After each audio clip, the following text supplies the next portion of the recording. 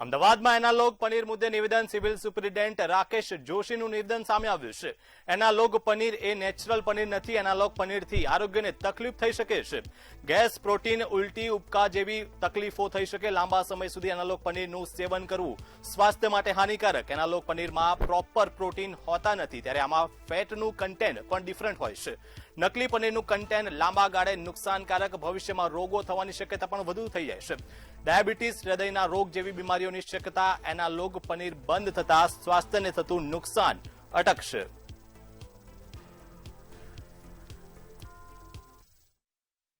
પનીરની જો વાત કરશું તો નેચરલ પનીર નથી, એટલે એના હિસાબે એના ખાવાથી ઘણી બધી તકલીફ થઈ શકે, જેવી કે ગેસ પ્રોબ્લેમ થાય, પેટનો દુખાવો થઈ જશે, ક્યારેક ઉલટી, ઉપકા, એટલે ગેસ બ્લોટિંગ એવા બધા સિમ્ટમ્સ થાય। અને લાંબા ગાળા સુધી જો રેગ્યુલર બેઝ પર એને જો ખાવામાં આવે તો એની અંદરનું જે કન્ટેન્ટ છે ને આપણું નેચરલ પનીર કરતાં ઘણી બધી વસ્તુઓ ડિફરન્ટ છે।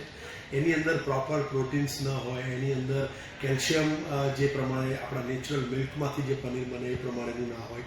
સાથે સાથે એની અંદર જે અનસેચ્યુરેટેડ ફેટી એસિડ્સ છે, એવું કે ફેટનું કન્ટેન્ટ પણ ડિફરન્ટલી હોય છે, જે આપણા શરીરને લાંબા ગાળે નુકસાન કરે। અને એ જ રીતે જોવા જઈએ તો એને પણ હાઇજીનિક રીતે બનાવવામાં ન આવે, કારણ કે એ એમ કહીશું ને કે આપણે નકલી છે, એટલે એ માટે થઈ અને જે એની પ્રિપરેશનથી માંડી અને એના કન્ટેન્ટનો વિચાર કરીએ તો લાંબા ગાળે ડેફિનેટલી આપણી હેલ્થ ઉપર એની ઇફેક્ટ થાય।